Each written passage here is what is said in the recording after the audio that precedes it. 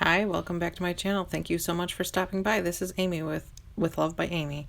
Alright, so first off, I am going to make a stencil to make the moon on this card. I did not have a stencil, so I took that acetate, the sheets that you saw in the very beginning, and I just kind of held up my circle die cuts to see what size I wanted to make the moon, because I knew I wanted it to be about the size, like obviously to fit on the front of an A2 card, but I wanted it to be big, and I also knew that I had the house stamp that I wanted to fit the majority of it inside the moon stamp, or the moon circle.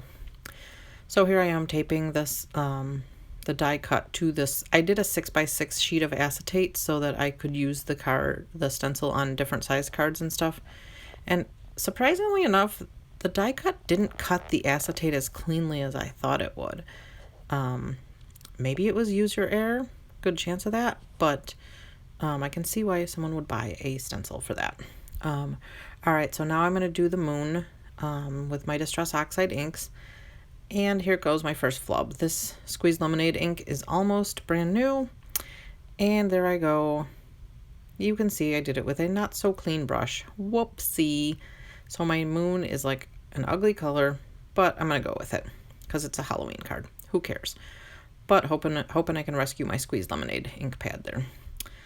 So then I took the negative space of the moon and I taped it to the moon, and then I pulled off the outside of the stencil so that I could do the rest of the ink blending.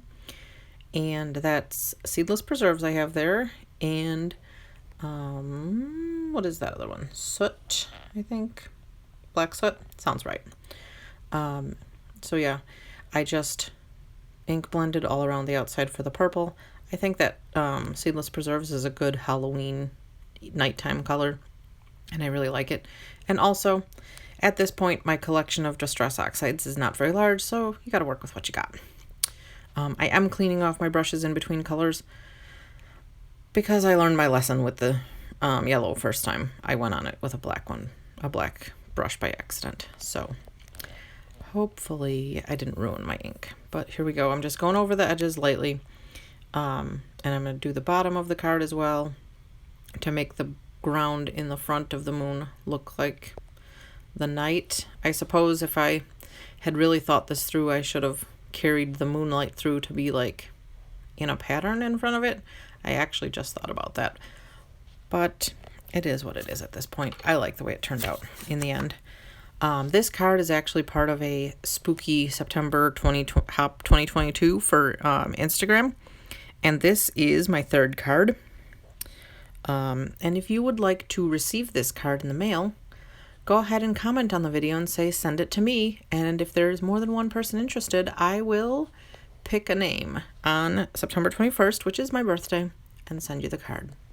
Alright, here I am with my stamps, and I'm doing a little stamp surgery because I only want one bat, and I'm trying to figure out which, so I just cut the stamps apart. I've honestly never used these bats before, so I just cut them all apart, and I'm trying to see which bat I really want, which one I think will fit the best. And I decided on the smallest bat because that one looks like it works the best next to the haunted house in the moon, because I wanted them to mostly be in the moonlight. Then I have my VersaFine Onyx Black ink that I'm going to use in my Misty, and there I'm using my rub tool. I don't know what the heck it's really called. It's like a air hockey tool. And then I have an Ink Road Stamps set, the Basic Witch set, and it says Stay Spooky. And I'm going to emboss this in gold embossing powder because I just thought it was kind of cool for Halloween. So I'm using my anti-static powder tool, and then I have some Princess Gold embossing powder, and off screen I embossed it, and there it is, so beautiful and shiny. And what I'm doing here is I have a fine tip yellow marker, and there were a few tiny miss spots. Because I apparently didn't line up my stencil and the negative space perfectly even, so there was some white space there. So I am just drawing around the edge of the moon in yellow, and it kind of creates a cool glow, which is hard to see on camera, but it captured pretty well in reality, so I really liked how it turned out. I think it did a good finishing touch on the front of the card. But then I thought it wasn't done. There was something missing because it was just a house at that point. So I decided to make a graveyard in the front of the house. And so I Googled some funny sayings that were small that I could put on tiny little tombstones. And it took me a really long time to figure out what I wanted to do with these and what sayings I actually wanted to use and how many little tombstones I wanted to put in the front yard. There's a whole bunch of footage that actually got cut out because I wanted to try to put a fence in there. The fence situation did not work out because it looked weird and I didn't know how to incorporate it properly. So the fence was scrapped, but I just cut out these little tombstones and I played around with trying to shape them how I felt like it was appropriate. I used this old punch to try to make the top of one of the tombstones look unique. So really this was all a game of trial and error because I punched it out and then I was like, oh, it looks a little funky. So I cut the tops off the pointy things from the punch. And then I am going to do a little ink blending around the edges of them with the black soot just because they looked too, I don't know, fresh and clean to be in a haunted graveyard for Halloween. So then I'm going to play around a little more with positioning them on the front of the card. And the sayings I put on the little tombstones are kind of funny and kind of cute. Punny, sort of, I guess. The ones that you see like in people's yards on Halloween usually, which I always think are hilarious.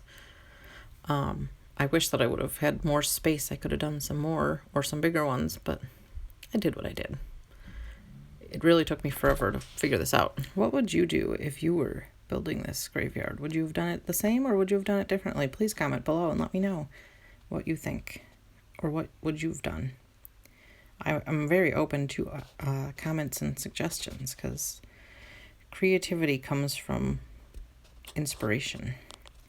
All right, so there I am cleaning up the edges of the card. These were some pre-made card bases that I purchased a long time ago, and they all have like, I don't know, tool marks or something on the edges, so I had to just clip the little things off. I guess I could have used a sanding block, but I didn't think about it at the moment, and I'm putting a white piece of cardstock on the inside, and I am magneting it down on my make art station, and here we go. I am going to decorate the envelope, so I'm going to emboss in gold the word boo on the back flap. I'm really digging the whole boo stamp thing.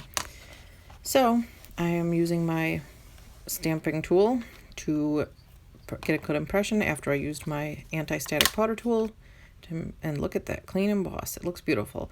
I didn't video it, but I used a microfiber towel to wipe off all the anti-static powder because it shows up so much on the black paper. It works really well though. And here's the finished product. Let me know what you think. And here's a good lay flat photo of it. Thank you so much for watching and have a great day. And please don't forget to like and subscribe and follow along on our Spooky September Hop 2022 on Instagram. Thank you. Have a great day. Here are some more videos you might like.